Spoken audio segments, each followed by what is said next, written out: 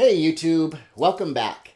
In today's video, we are going to be talking about subjectivism and how we as Christians can adapt to meet the subjectivism of this postmodern age.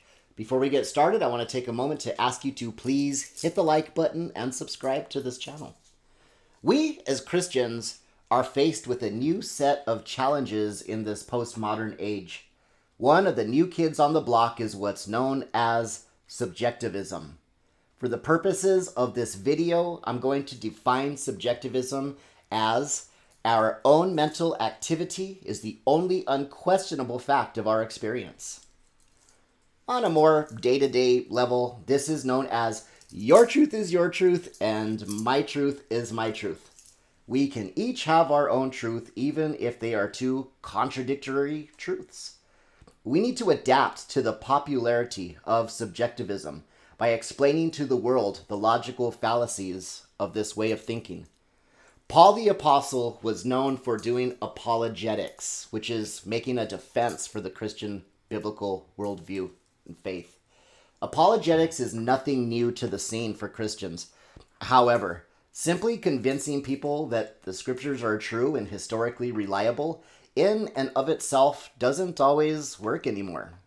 Subjectivism has hit the scene and has become very popular in the academic world, even among intelligent people.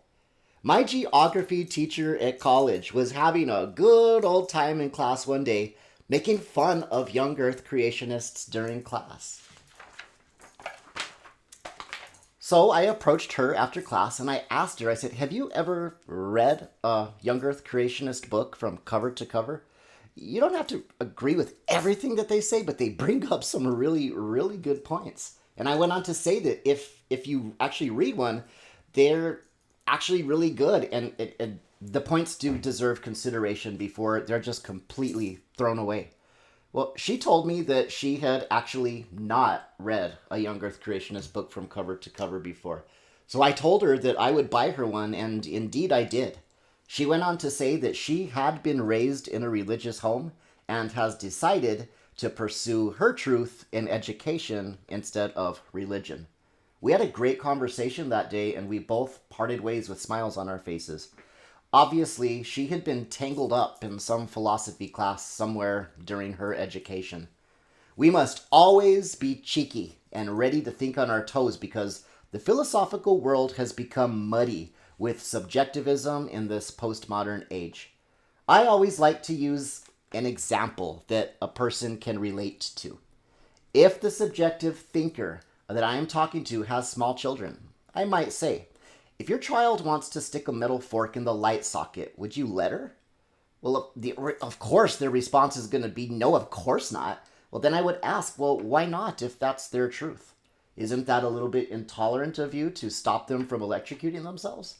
I try to get them to see that a person can truly believe something, even if what they believe is not true and has the potential to ultimately harm them.